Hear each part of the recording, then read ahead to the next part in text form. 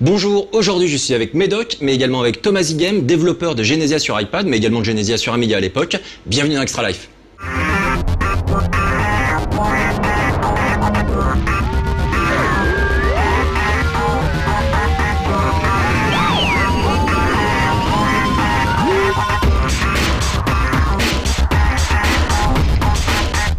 Alors on va attaquer, donc ça a été une petite découverte là pour moi, c'est genre Genesia, c'est vrai que c'est toi qui m'en avais beaucoup parlé à un moment donné parce que tu l'avais découvert de ton côté sur iPad. Exactement. Avec ton frangin, et donc Genesia, moi c'est l'Amiga quoi, c'est une grande époque, j'y avais joué un petit peu, c'était sorti en même temps que Populous, Powermonger, Dune 2, Civilization. Il y a eu un grand boom au milieu des années, enfin au début des années 90 sur le genre stratégie-gestion. Et donc Genesia appartenait donc à cette époque et c'est toi qui l'as développé genre tout seul. Je crois que tu t'es occupé des graphismes, il y avait quelqu'un qui t'aidait je crois un petit peu, la programmation, le design, t'as tout fait quoi. Est-ce que tu peux nous reparler, nous resituer un petit peu Genesia sur Amiga? Alors Genesia sur Amiga est sorti dans les années 90. Donc effectivement sur la version Amiga j'ai travaillé seul. Ouais. Donc game design, graphisme, programmation. Les musiques ont été faites par un ami par contre. Et tu sais à quoi ça me fait penser ça? Direct, Eric Chahi, Overworld, oui, donc il s'était occupé exactement pareil comme toi, game design, programmation, graphisme, et la musique a été créée par quelqu'un d'autre. Et donc c'est vrai que ça rappelle donc la grande époque des jeux que tu pouvais faire genre tout seul. Et donc est-ce que tu peux nous décrire un petit peu le genre et ce qui t'a amené à créer ce jeu-là particulièrement, un jeu de gestion stratégie? Alors Genesia est né d'abord d'une passion. J'étais avant tout passionné de jeux vidéo sur Amiga, et bien avant, puisque j'ai connu l'époque du ZX81, de l'Amstrad, du Commodore 64. Et en tant que joueur, j'étais fan par exemple de jeux comme Populous, Defender of the Crown. Le souci, donc j'étais fan de jeux de stratégie et de gestion, un petit peu les God Games comme on les appelait à l'époque. Le souci de Defender of the Crown, c'est qui se jouait seul en fait. Ouais. Et à cette époque-là, j'étais passionné avec ma compagne et on aimait jouer ensemble à des jeux. Et on était vraiment frustrés de ne pas pouvoir jouer à Defender of the Crown à deux. Okay. Et on s'est dit, si je faisais un petit programme, un petit jeu, d'abord sans envergure, on ne pensait pas commercialiser le programme ni quoi que ce soit, d'un jeu style Defender of the Crown avec des batailles, de la gestion, un petit peu de God Games, mais qui joue à plusieurs. Ça aurait été sa grande force à l'époque, c'était on peut y jouer à plusieurs. Et puis au fur et à mesure des tests, de l'avancée, est né Genesia. C'est-à-dire que j'ai ressenti qu'il pouvait y avoir quelque chose d'autre qu'un jeu de stratégie qui se jouait à plusieurs, mais qui pouvait naître un jeu avec une identité, avec sa propre identité. Au début, il se voulait un petit peu God Game, c'est vrai que tu retrouves, genre pour l'époque, genre la représentation en 3D isométrique qui a vraiment marqué.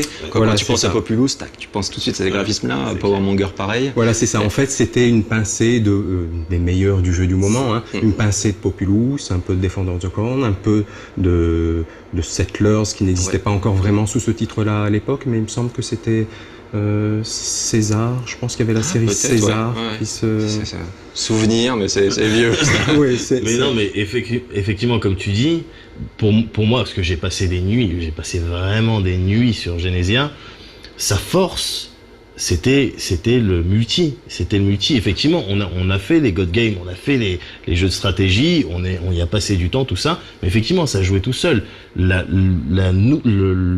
point fort, la nouveauté, le truc qui t'éclatait dans ta gueule dans Genesia, c'était le multi, le fait de pouvoir jouer à 3, alors du tour par tour, certes, mais c'était en temps limité, et tu pouvais jouer à 3, c'était complètement foufou, c'était ça le truc. Et après, oui, quelques années plus tard, t'as eu Settlers, où tu pouvais jouer effectivement à plusieurs, mais on avait déjà eu Genesia, donc on avait eu une autre dose. Pour moi, ça faisait partie des points forts, outre le game system qui était assez profond, parce que tu te souviens de cette dimension recherche avec l'atelier où tu faisais des découvertes, le cuivre, chaque décision vous êtes, ça va être difficile, mais si tu fais ça va être plus facile. Voilà. Donc tu jonglais sans arrêt avec plein de paramètres de jeu différents. Exactement, gestion des ressources, un aspect militaire aussi qu'il y avait dans Genesia, voilà quoi, la gestion de tes colons, le moral, tout ça, c'était bon, on avait déjà vu ça, mais pour moi le multi, le fait de pouvoir jouer à 3, c'était complètement dingue. Et c'est ça qui m'a fait accrocher au jeu. Et là, de le voir, parce que je l'ai vu il y a quelques semaines, j'en ai parlé à Thierry, Genesia sur iPad, qu'est-ce qui se passe, c'est quoi cette histoire? Et donc j'ai jeté un œil, j'y ai joué, et il y a une quantité, il y a quand même pas mal de nouvelles features. Est-ce qu'on va avoir le temps aborder, mais juste avant, je crois que tu as amené ton game design de l'époque, et donc juste pour resituer, donc c'est un truc hallucinant, donc c'était ton premier jeu. Genesia, c'est ton premier jeu. Genesia, c'est mon premier jeu. C'est pas mal pour un premier jeu. T'avais quel âge exactement? Alors, quand j'ai commencé, je devais avoir entre 18 et 19 ans. D'accord. Et donc, tu maîtrisais un petit peu la programmation, c'était tes études? Alors, je n'ai pas fait d'études liées à la programmation. C'est une faiblesse, mais en même temps, on va voir par la suite que c'est une force. En fait, j'ai ressenti la passion pour la micro-informatique dès l'âge de 13 ans, lorsqu'un jour, mon père a ramené une revue où on pouvait voir l'un des premiers ordinateurs dits personnels, le ZX81, avec toutes ces touches plates, avec 1 kg de mémoire. Ça peut sembler ridicule aujourd'hui. Et j'ai ouvert ce livre et j'ai compris qu'il y avait quelque chose. Alors bien sûr, j'étais un enfant, j'avais 13 ans, mais j'ai compris qu'il y avait quelque chose qui naissait là. Et t'as voulu t'y mettre. Alors, dans ce livre, il y avait un listing de programmes, des programmes qu'on pouvait taper soi-même à l'époque de, je sais pas si vous vous souvenez, d'Hebdogiciel. Hebdogiciel qui sortait ces programmes et on pouvait programmer chez soi son petit jeu dans son coin. Même que de temps en temps ils étaient faux, donc tu galérais pendant des heures à taper ton truc, ça marchait pas. Et en fait, comme à cette époque-là, on n'avait pas beaucoup d'argent et que mes parents n'étaient pas prêts à offrir un ordinateur à un gamin de 13 ans, j'ai pris une feuille en carton et j'ai reproduit à l'identique les mesures du ZX81, la taille des touches, l'espacement des touches, la taille du micro. Et j'ai commencé à taper, en fait, à faire semblant de taper ce programme. Sur du carton. Sur du carton. Et j'ai tapé mon premier programme virtuel sur du carton. Bah, tu l'as tapé virtuellement. Mais je l'ai tapé en entier. Et je faisais attention aux virgules, à l'orthographe, à...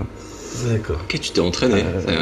Sur du carton. C'est du carton. C'est une histoire américaine, ça. Et ensuite, la passion ne m'a pas lâché. Et là, j'ai pu, par la suite, m'offrir mon premier ordinateur, donc l'Amstrad monochrome à cassette. Le 464. Ouais.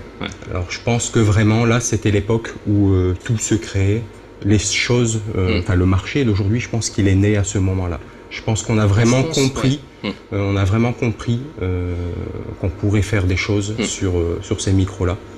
Et d'accord. Tout est né là. Et donc ce game design, est-ce que tu t'en es servi pour la version iPad un petit peu? Est-ce que tu l'as ressorti? Donc il faut savoir, juste pour resituer, genre Médoc, tu peux en parler aussi, genre Genesia à l'époque, c'était un petit carton, donc t'es passé dans MicroKids. Oui. Il y a aussi genre les magazines, j'avais ressorti genre j'ai des vieux Gen 4, etc. T'avais eu 89% dans Génération 4, t'as eu le Tilt d'or dans Tilt, Joystick, je me rappelle plus de la note, mais je crois que t'as même plein de petites critiques justement que tu as déchirées dans les magazines de l'époque, que tu as conservées. J'ai gardé toutes les critiques. Ça c'est vachement bien. Pour un indépendant et pour une personne passionnée comme moi, c'est important de se rappeler de ce qu'on a fait, de garder l'expérience de tout ça. Comme je le dis souvent, j'ai pas créé un produit, j'ai créé un jeu de passionnés pour les passionnés et je pense que ça laisse une trace. C'est dans mon histoire, c'est dans ma vie. Et c'est un moment que je n'oublierai jamais. Donc je garde tous ces éléments. On se rappelle du jeu à l'époque. C'est clair. Et donc j'ai conservé le premier game design. C'est le game design original. Vous pouvez voir que les pages sont encore jaunies. C'est tes dessins du coup, c'est toi qui dessinais? C'est les petits dessins que j'ai fait en quelques heures à la main, où j'ai posé les premiers croquis, où j'ai posé les premiers bâtiments, leurs fonctions, comment le monde devait fonctionner. Parce que dès le début, j'ai voulu que Genesia ait, alors ça peut paraître un petit peu rigolo de le dire aujourd'hui, mais ait une âme en fait. C'est-à-dire que j'ai voulu, je suis passionné par les jeux où j'ai l'impression qu'il y a quelque chose derrière le pixel. Quelque chose de vivant presque. Je veux que ces personnages qui se déplacent à l'écran me donnent quelque chose, me font ressentir des choses. C'est un petit peu bizarre à dire comme sentiment, mais j'ai pas envie de tout comprendre dans un jeu. J'ai envie qu'il y ait encore cette part de mystère derrière tout ça, et de ressentir qu'il y a des éléments que je ne maîtrise pas et que je ne maîtriserai jamais. Je vois parfaitement C'est marrant parce que je relisais un petit peu donc la critique dans Génération 4 et donc je fais un petit clin d'œil à Michel Houng qui justement avait fait un avis sur le jeu à l'époque et donc qui disait que ce qu'il avait marqué lui c'était cette impression de vie que dégageait le jeu et ce réalisme et donc c'est un petit peu ce que tu dis, c'est marrant, c'était les ressentis de tes intentions ont été ressentis par les rédacteurs de l'époque. Oui. Et effectivement, pour la version iPad, je me suis servi de ce document puisque c'est un petit peu les fondations de Genesia, même si elles sont très sommaires. Mais malgré tout, sur la version iPad, j'ai pas voulu faire un clone de la version Amiga. J'avais bien conscience que 20 ans s'étaient écoulés, qu'il y avait des choses qui étaient bonnes dans la version Amiga, mais qu'il y avait aussi des choses qu'il ne fallait pas garder, sur lesquelles j'avais échoué, et qu'il ne fallait pas refaire. Par exemple, tu peux nous donner un exemple comme exemple concret, c'est pour la gestion des métiers, dans la version Amiga, on pouvait gérer les métiers personnage par personnage, c'est-à-dire qu'on pouvait attribuer un métier à chacun des habitants de Genesia. Tout à fait. J'ai trouvé qu'en fait, ça pouvait être assez lourd, de personnage par personnage. Au début du jeu, ça va, on a 4 ou 5 colons, mais lorsqu'on progresse et lorsqu'on arrive à un stade du jeu où on a une vingtaine de personnages à gérer sur une province, devoir toucher, cliquer pour dire tiens, toi tu vas être le fermier, toi tu vas être l'architecte, toi tu vas être le bûcheron, à chaque tour de jeu, j'ai trouvé que ça pouvait être embêtant. Donc sur iPad, j'ai développé un système plus simple, qui est un système par répartition, où en un toucher, on peut attribuer les métiers de la province. C'est-à-dire que si on a 10 colons de libre, 10 civils de libre dans une province, juste en quelques touchés, en un ou deux touchés, on peut attribuer les métiers à la province concernée. C'est-à-dire que je touche le bouton fermier, automatiquement, tous les colons disponibles vont devenir fermiers. Mais si je touche également le bouton bûcheron, 50%, la moitié des fermiers vont devenir fermiers, et des colons vont devenir fermiers, et les autres vont devenir... C'est un système par répartition. Donc on peut rapidement réattribuer les métiers dans une province. Du coup, ce développement sur iPad, est-ce que t'as eu genre 45 personnes d'Apple qui étaient avec toi, qui programmaient, qui tapaient du code, etc. Ou est-ce que tu étais tout seul comme à l'époque sur Amiga? Non, pas du tout. Et ça t'a pris combien de temps? Il faut savoir que j'ai décidé de faire Genesia Amiga en août dernier. Je ne connaissais rien à l'Objective-C. En août dernier, en août 2010? En août 2010, ouais. Je ne connaissais rien à la programmation sur iPad, je ne connaissais rien à l'Objective-C. Ça a dû être compliqué alors. J'ai fait comme tout le monde, comme tout amateur qui a envie de se lancer dans un projet. J'ai acheté un bouquin, j'ai été sur des sites internet, je me suis renseigné. Et petit à petit, j'ai acquis les connaissances me permettant de matérialiser mes idées. Ça a pris un certain temps. Je pense que les 2 premiers mois, c'est de l'apprentissage. Ensuite, on est vraiment passé à la réalisation de Genesia. Alors, pourquoi Genesia? J'ai hésité. J'ai hésité longuement, je me suis dit est-ce que ça va plaire, est-ce que je peux encore réellement apporter quelque chose aujourd'hui, 20 ans se sont écoulés, est-ce que je ferais pas mieux de faire comme tout le monde et de faire un produit, un casse-brique, un petit jeu sur iPad. Et rapidement j'ai compris que c'était pas possible parce que il faut que je croie en ce que je fais, parce que c'est un boulot difficile, seul c'est très difficile, seul ça veut dire seul tous les jours. On ne parle pas de son projet, on n'échange pas les idées, on est seul face à ses décisions. Est-ce que ça va être bon, est-ce que ça va être mauvais? Et du coup, t'étais tout seul pour la version iPad. T'as bossé tout seul dessus quoi? À 100%. Ah ouais, donc j'ai refait les graphismes, j'ai refait la programmation. Il faut savoir que sur la version iPad, il n'y a pas une ligne de code de la version Amiga. Tout a été reprogrammé avec des outils d'aujourd'hui, avec des outils modernes. C'est vrai qu'on a parfois l'impression que Genesia, comme ça, c'est sur iPad, c'est un jeu du passé. Mais c'est un concept du passé, mais programmé avec des outils modernes. On a encore les graphismes de l'époque aussi. Donc on retrouve quand même tout un feeling. On retrouve le style de l'époque parce que Genesia, c'est ça aussi. C'est un style graphique, c'est un univers qui lui est propre. Et je pense qu'on peut pas On me demande parfois pourquoi tu fais pas Genesia en full 3D comme les jeux d'aujourd'hui. Mais j'ai envie de répondre, mais pourquoi faire? Pour apporter quoi? Si aujourd'hui je mets de la full 3D dans Genesia, qu'est-ce que ça t'apporte de positif? Qu'est-ce que ça va vous apporter de positif? Je teste de temps en temps des jeux en full 3D sur iPad.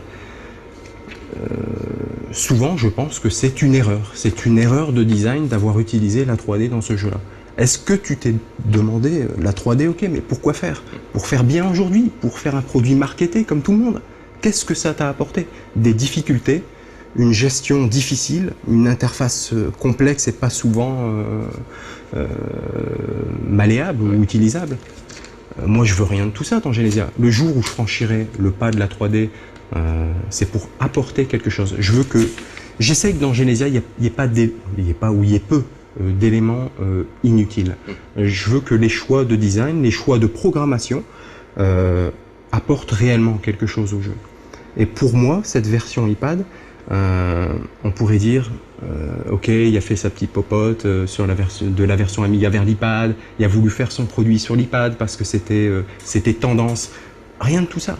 La version iPad, et surtout avec l'accueil que j'ai auprès des fans aujourd'hui, l'accueil positif, m'a redonné vraiment une pêche et me conforte dans l'idée que c'est que la première pierre d'un édifice que je peux recréer avec la communauté et les fans de Genesia. Tu vas faire Genesia 2 alors sur iPad bientôt. Alors c'est là que je pense que Genesia se démarque. Je me suis posé certaines questions, j'ai longuement réfléchi et je me suis dit Genesia 2, il n'y aura pas de Genesia 2. Parce que j'ai envie de tenter une expérience. Aujourd'hui, lorsque une boîte sort un jeu à succès, il sort Civilization 1, 2, 3, 4, 5. Ouais, c'est comme ça que ça se passe. Settlers, 1, 2, 3, 4, 5, 6, 7. On change les équipes, on change certaines règles du jeu. Aussi, ouais. On enlève parfois des éléments qui avaient plu au public, qu'on les retrouve plus dans le... Moi, j'ai envie de tenter une expérience. Il va pas y avoir de Genesia 2, 3, 4, 5, il va y avoir Genesia. Et il va y avoir Genesia pendant 1 an, pendant 2 ans, pendant 5 ans, avec des pierres que je vais ajouter sur la même version. C'est-à-dire que je me demande ce que donnerait un jeu aujourd'hui si on allait à contre-pied de ce qui se fait et qu'on continuait à développer le même jeu pendant 2, 5, 10 ans, je sais pas. Et du coup avec des updates payants? Alors, je sais pas aujourd'hui comment je peux vivre de ce projet. J'avoue que je me suis pas vraiment posé la question. Effectivement, à un moment, il va falloir mettre un steak dans l'assiette. J'espère juste, de par cette démarche, toucher des personnes qui ont envie de m'accompagner et qui sont prêts à acheter Genesia, à vivre cette expérience de jeu stratégie-gestion. Mais j'ai envie de leur dire, Genesia, c'est pour longtemps. Genesia, il y a quelqu'un derrière, il y a quelqu'un qui écoute, qui répond, qui réfléchit et qui fait pas du marketing. J'ai envie de tenter l'expérience. Alors, ça peut être un échec, ça peut ne pas fonctionner, je ne sais pas où ça va me mener, mais j'ai envie de construire sur Genesia. Aujourd'hui, il y a des bases sur iPad, des bases qui sont bien accueillies par la communauté. J'ai envie de construire sur ces bases-là. Et aujourd'hui, on peut penser que Genesia est déjà bien comme il est. Parfois, je reçois des mails de fans et qui me disent « Mais qu'est-ce que tu peux encore rajouter ?» J'ai envie de penser que c'est qu'un début. J'ai pas mal d'idées. Je pense qu'on peut faire quelque chose de costaud par-dessus les bases qui sont déjà des bases saines qui ont été posées. Et je pense je peux construire avec l'aide des fans quelque chose de vraiment bien, une nouvelle expérience. Alors l'iPad, c'est aussi un public assez particulier. C'est genre on pense iPad, téléphone mobile, iPhone, Android, etc. On pense tout de suite à des petits jeux type Cut the Rope, Angry Birds, Fruit Ninja, donc des trucs avec des gameplays genre super simples, sur des parties super courtes. Et donc du coup, t'as Genesia qui sort là sur iPad et bam, un truc genre t'as pas de tutoriel, le joueur est complètement largué dans la partie, genre débrouille-toi. Et donc du coup, je regardais un petit peu les commentaires sur l'Apple Store, etc. Très souvent, t'as des gens qui hallucinent, qui disent mais genre j'y arrive pas, c'est trop difficile, etc. Est-ce que c'était une volonté de ta part de remettre un petit peu le jeu tel qu'il était à l'époque, sans l'updater, l'upgrader, le simplifier pour toucher le public qui est aujourd'hui à celui de ce type de plateforme tactile? J'ai conscience que Genesia peut être difficile lorsqu'on ne maîtrise pas ce genre de jeu ou qu'on n'a pas connu un petit peu l'époque Settlers, Civilization ou même Genesia première version. Je pense qu'il y a des choses qui peuvent être améliorées, mais je ne changerai pas les fondements même du jeu. Je ne le rendrai pas plus facile, je ne le rendrai pas je n'en ferai pas un concept pré-mâché sur lequel, dès le début du jeu, on te demande de recruter 3 colons, de créer 3 maisons et de couper 2 arbres. Ça m'intéresse pas ce genre de jeu. Où est le plaisir lorsque tu suis un bouton ou une fenêtre à l'écran qui te dit quoi faire? Où est l'implication? Où est l'imagination du joueur? J'ai envie que, devant Genesia, on imagine ce qui peut se passer. Mais tiens, qu'est-ce qui se passe? Toi, tu vas penser qu'il se passe telle chose, et un autre de tes amis va plutôt comprendre autre chose, va développer cette imagination. Ça, je ne l'enlèverai pas. Par contre, j'ai bien conscience que, étant seul à faire les choses sur Genesia, j'ai des priorités. Si j'avais le choix, il y aurait dans Genesia, dès qu'on fait la première action, comme dans tout jeu moderne, une petite fenêtre vidéo qui s'ouvre et qui t'explique comment tu fais les choses, c'est-à-dire comment tu les utilises, pas ce que tu dois faire, ça je le dévoilerai jamais, mais comment tu les utilises. J'ai conscience que c'est important et qu'il faut rendre cette partie-là plus abordable parce qu'on n'a pas tous un background de jeux vidéo très poussé où on découvre un petit peu parfois avec l'iPad cet univers des jeux vidéo. J'ai conscience de ça, mais comment partager mon temps entre faire des graphismes, faire le design, faire la programmation et faire des tutoriels vidéo où on expliquerait un petit peu comment déplacer son armée parce que c'est la première fois effectivement qu'on l'utilise ou qu'on va déplacer cette armée. Comment faire? Aujourd'hui, tout est une question de temps et si demain... Peut-être si le jeu fonctionne. Est-ce qu'aujourd'hui tu es satisfait par exemple des ventes? Est-ce que tu as beaucoup de retours? Est-ce que ça te permet de vivre un petit peu? Alors, il faut savoir aujourd'hui, alors je vais pas faire l'indépendant qui vient pleurer sur les ventes, j'ai bien conscience des risques que je prenais en faisant pas un produit comme les autres. Genesia est sorti sur iPad mi-août. En toute honnêteté, j'ai gagné un petit 1500 €. D'accord. 1500 €, on divise par 2 pour les charges en tant qu'indépendant, j'ai gagné 700 €. C'est pas grand-chose. Tu as eu beaucoup de ventes? Tu sais le volume un petit peu ou c'est des chiffres que Apple communique pas? Je sais pas comment ça se passe. Oui, en fait on reçoit un rapport journalier, c'est très bien fait pour les indépendants, enfin pour les indépendants ou toute personne qui développe pour l'iPad ou pour Apple en général. Il y a vraiment une structure derrière où tu reçois les chiffres de vente par pays. D'accord. Ok. Et donc du coup, au niveau des ventes, tu as une petite idée? Je sais pas si tu veux dire le chiffre ou pas. Oui, alors en tout j'ai dû vendre, donc mondialement parlant, j'ai dû vendre un petit 500 exemplaires. Est-ce que le jeu est traduit, genre en anglais? Alors j'ai traduit, j'ai fait traduire le jeu en anglais parce que malheureusement j'ai pas cette compétence et j'ai surtout voulu, alors je sais pas si c'est réussi, j'espère que j'ai bien choisi le traducteur et qui s'est impliqué du mieux du monde. On verra. Mais j'espère que ça va fonctionner en tout cas parce que c'est vrai que c'est un jeu qui m'a replongé un petit peu dans une certaine époque.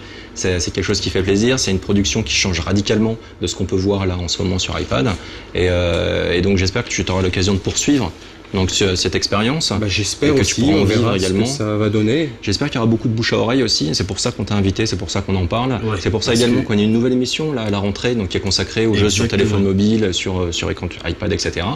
Et donc ça c'est un truc qu'on a l'intention de faire, genre de parler de plus en plus de ce type de production.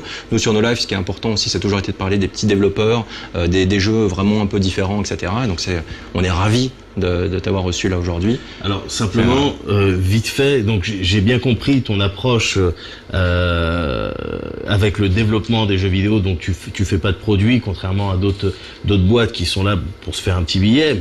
On les comprend en même temps, quand il y a un petit billet à se faire, tu fais ton billet, tu sors un 2, tu sors un 3 et puis tu te fais tes sous, c'est comme ça que ça se passe. Donc moi j'ai bien compris ton approche, j'ai bien compris aussi que tu souhaitais encore développer Genesia, bosser dessus, mais du coup ça veut dire que tu vas pas bosser sur un autre projet, tu vas pas partir dans d'autres directions, tu vas rester sur Genesia là, ça va être là les prochaines années, les prochains mois, t'es sur Genesia, tu vas essayer de trouver un moyen de développer le truc, pas essayer de chercher d'autres. Je pense que dans la vie d'un développeur indépendant, il y a des chances à saisir. Il y a des choses qui ne se reproduisent, enfin qui n'arrivent qu'une seule fois. Je pense que Genesia, ça n'arrivera pas 2 fois. S'il fallait aujourd'hui refaire un produit totalement, enfin un produit, tu vois, je parle d'un produit, mais un jeu totalement différent, qu'est-ce que je pourrais apporter? Qu'est-ce que je vais... pourquoi je vais créer autre chose alors qu'aujourd'hui j'ai, je pense, fait du bon travail, il y a un bon jeu, il y a une communauté, les notes sur le net pour l'instant ça tourne autour du 8 sur 10, il y a des commentaires assez positifs. Je me dis faire un autre jeu, mais pourquoi faire? Pour apporter quoi? Quoi de neuf? Peut-être que tu avais d'autres idées en truc, ou je sais pas, des idées qui sont pas forcément compatibles, soit avec le genre, soit avec l'univers de Genesia. J'ai d'autres idées, mais j'ai d'autres idées à apporter à Genesia. Genesia, je pense qu'il y a encore beaucoup à apporter, il y a encore beaucoup à faire derrière. Je pense qu'on voit pour l'instant que le pic de l'iceberg. Parce que j'ai beaucoup d'idées que je peux pas dévoiler ici, mais je pense que même les fans seraient surpris. Ouais. J'ai hâte, sincèrement, j'ai hâte d'apporter la prochaine mise à jour de contenu, parce que je pense qu'on va comprendre là qu'il y a quelqu'un derrière tout ça et qui continue à apporter des éléments de gameplay intéressants et à améliorer le plaisir de jeu.